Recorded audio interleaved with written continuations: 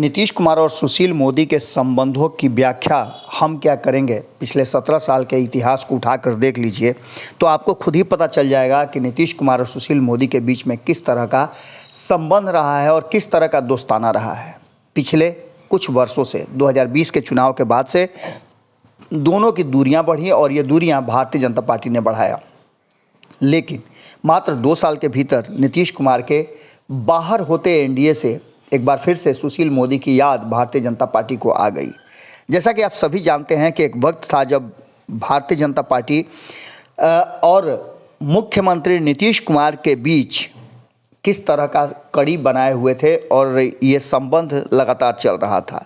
ज़रूरत पड़ने पर सुशील मोदी ने नीतीश कुमार को समझाया और उन्हें पुनः, जब वो बाहर हो गए थे एनडीए से, पुनः 2017 में उन्हें भारतीय जनता पार्टी के साथ एनडीए में ला करके सरकार फिर से बनवाया था। इन सारी बातों को लेकर के नीतीश कुमार के खिलाफ अगर कोई भी एक शब्द बोलता था तो सुशील मोदी आगे आकर उनका बचाव करते थे और उनके लिए कहा जाता था कि ढाल की तरह खड़े हो जाते थे। लेकिन वक्त बदल गया है। अब इस बदले हुए समय में कहा यह जा रहा था कि भारतीय जनता पार्टी और नीतीश कुमार के संबंध ठीक नहीं हो सकते हैं। लेकिन बीच में एक बार फिर से सुशील मोदी की एंट्री हो गई है। बिहार में महागठबंधन की सरकार बनने के बाद नीतीश के पक्ष में खड़े रहने वाले सुशील मोदी अब मुख्यमंत्री नीतीश कुमार पर ही लगातार हमला कर रहे थे। ये हमला इतना अधिक बढ़ गया था कि इसको लेकर के सुशील मोदी और नीतीश कुमार को जानने वालों को लगा था कि क्या ये संबंध इतना ज़्यादा तल्ख हो गया है। जबकि आपको याद होगा कि नीतीश कुमार ने ये बातें कहा था जब वो एनडीए छोड़ रहे थे कि कई लोगों को इधर से उधर करने का खामियाजा भुगतना पड़ा है भारतीय जनता पार्टी को। कई लोगों को जो कि सामंजस्य से बिठा कर रहते थे, उन लोगों को भारतीय जनता पार्टी ने बाहर का रास्ता दिखा दिया है। अब जो वर्तमान स्थिति है उसमें सुशील मोदी के निशाने पर राष्ट्रीय जनता दल के supremo Lalu Prasad Yadav, deputy CM Tejashwi Yadav तो हैं ही, लेकिन नीतीश कुमार भी उनके सामने हैं। इन सारी बातों को लेकर के अब सीधा संवाद जो है सुशील मोदी नीतीश कुमार से करने लगे हैं और उप मुख्यमंत्री तेजस्वी यादव के साथ साथ उन्होंने कई ऐसी बातें कही है जिसको लेकर के अब एक नया मामला सामने आ गया है।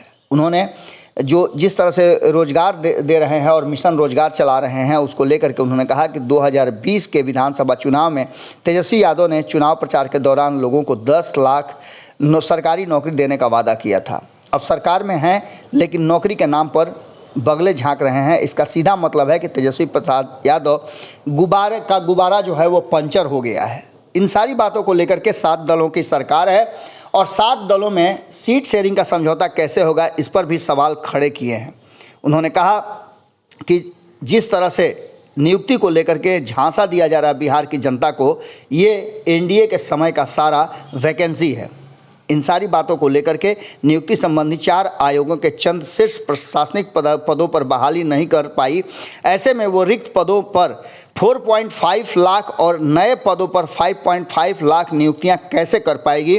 नियुक्ति करने वाले 4 आयोग के शीर्ष प्रशासनिक पद ही आधे से ज़्यादा खाली हैं। इन सारी बातों को लेकर के उन्होंने स्पष्ट किया कि हमने बेहतर काम किया था, लेकिन नीतीश कुमार और तेजस्वी यादव सिर्फ आईवास कर रहे हैं और उनका सपना सपना ही रह जाएगा। इसके साथ ही सुशील मोदी ने कहा है कि बिहार में नौकरी को लेकर खूब बयानबाजी हो रही है। सुशील मोदी के मुताबिक ये कछुआ चाल से काम नहीं चलने वाला है। बिहार सरकार 25 साल में 10 लाख से अधिक लोगों को नौकरी नहीं दे पाई है।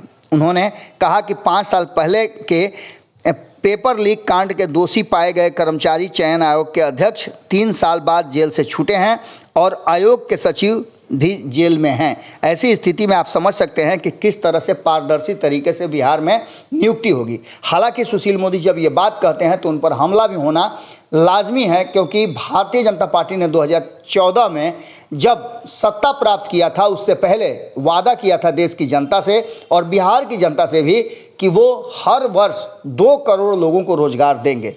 लेकिन भारतीय जनता पार्टी अपने मिशन में फेल है। ऐसी स्थिति में दोनों की आपसी लड़ाई में नुकसान तो बिहार और देश की जनता का ही हो रहा है। एक बार फिर से सुशील मोदी और नीतीश कुमार के बीच में इस संवाद का शुरू होना किस दिशा में जा रहा है, क्योंकि इसके पहले भी जब नीतीश कुमार 2015 में अलग हुए थे तो शुरुआत सुशील मोदी और नीतीश कुमार में इसी तरह से हुई थी और नीतीश कुमार ने भारतीय जनता पार्टी को इशारा किया था कि सुशील मोदी यदि बीच में रहें तो संबंधों को बरकरार रखा जा सकता है। इस बार भी नीतीश कुमार ने यह स्पष्ट किया है कि सुशील मोदी जैसे लोगों को बीच से हटाना, इस बात की तरफ या भारतीय जनता पार्टी का कमान नहीं दिया जाना, इस बात की तरफ इशारा कर रहा है कि भारतीय जनता पार्टी बदल गई है और वो हमारे ऊपर दबाव बना रही है। ऐसी स्थिति में अब देखने वाली बात यह होगी कि सुशील मोदी और नीतीश कुमार के बीच का शुरू हुआ यह संवाद भले ही तल्खी से शुरू हुआ है, किस अंजाम तक पहुंचता है। जुड़े रहिएगा भारत लाइव के साथ। बहुत बहुत धन्यवाद।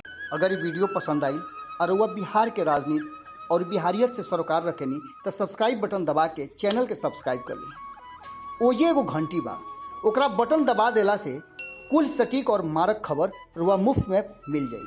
अगर रुआ पत्रकारिता के हमनी के नया प्रयोग में सहयोग कर चाहतानी तो ज्वाइन बटन दबा दी। पेटीएम नंबर नोट कर ली 938681